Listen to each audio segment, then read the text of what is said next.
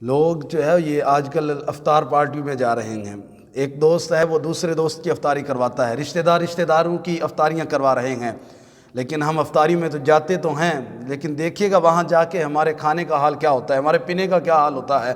ایک بزرگ تھے حضرت سیدنا حاتم اسم رحمۃ اللہ تعالیٰ علیہ. آپ کی بارگاہ میں ایک بڑا مالدار شخص آتا ہے، وہ کہتا ہے حضرت میں نے آپ کی دعوت کرنی ہے، میرے غریب خانے پہ تشریف لے کر آئیے گا، بڑی چاہت ہے، بڑا چاہتا ہوں، آپ سے بڑا محبت کرنے والا ہوں، تو میری دل کی خواہش ہے کہ آپ میرے غریب خانے پہ آئیں اور میرے ہاں کچھ تناول فرمائیں، میرے جو ہے وہ غریب خانے کو نواز دیں. حضرت سیدنا حاتم اسم رحمۃ اللہ تعالیٰ علیہ آپ فرماتے ہیں کہ میں تیرے جو ہے وہ غریب خانے پہ آؤں گا، تیرے جو ہے وہ میں دولت خانے پہ آؤں گا، لیکن میری 3 شرطیں ہیں، وہ منظور کرے گا تو میں تیرے گھر آؤں گا ورنہ میں نہیں آؤں گا. وہ مالدار شخص، وہ دنیا دار کا امیر شخص، وہ کہتا ہے کہ حضرت مجھے آپ کی 3 شرطیں قبول ہیں، آپ 3 شرطیں جو بھی کہیں میں قبول کرنے کے لیے تیار ہوں، بس میری التجا ہے میرے گھر پہ آ جائیے گا، بڑی دعوت کروں گا حضرت، بہت کھانوں کا انتظام ہوگا. حضرت سیدنا حاتم اسم رحمۃ اللہ تعالیٰ علیہ فرماتے ہیں کہ پہلی شرط میری یہ ہے کہ میں جو چاہوں گا کھاؤں گا، جہاں چاہوں گا بیٹھوں گا، اور جو کہوں گا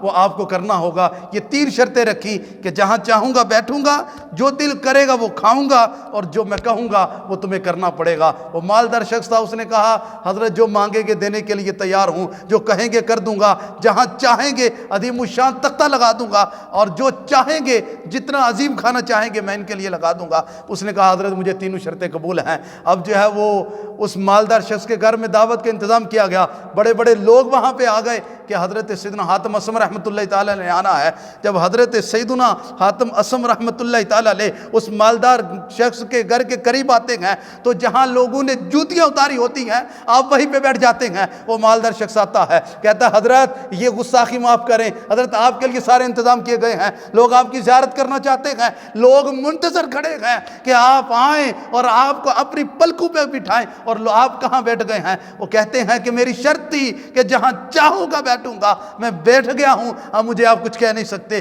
اور جب پھر جو ہے وہ جب کھانے کا وقت آیا تو لوگوں نے، کسی نے مرغ مسلم پہ ہاتھ صاف کیے، کسی نے کوئی کھانا کھایا، کسی نے کوئی کھانا کھایا. حضرت سیدنا حاتم اسم رحمۃ اللہ تعالیٰ علیہ نے اپنی جو ہے وہ ایک جولی سے ایک روٹی کا سوکھا ٹکڑا نکالا اور وہ کھا لیا. جب سب نے جو ہے وہ کھانا کھا لیا تو آپ نے صاحب خانہ کو حکم دیا کہ ایک چولہا لے کر آؤ اور ایک توا لے کر آؤ، اور توے کو چولہے پہ رکھ کے گرم کر دو. اب جب جو ہے وہ چولہا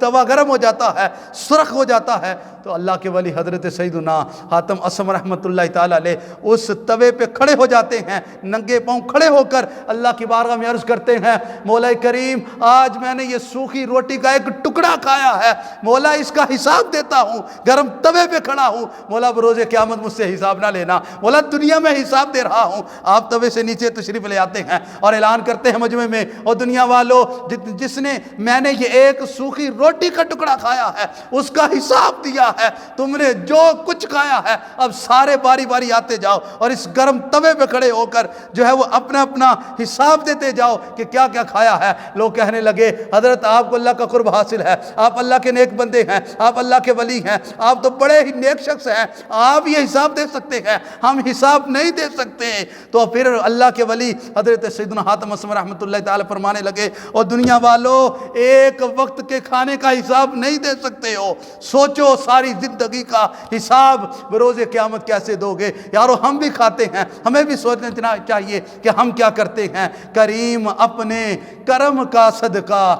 کریم اپنے کرم کا صدقہ، لعیم بے قدر کو نہ شرما، تو اور گدھا سے حساب لینا، گدھا بھی کوئی حساب میں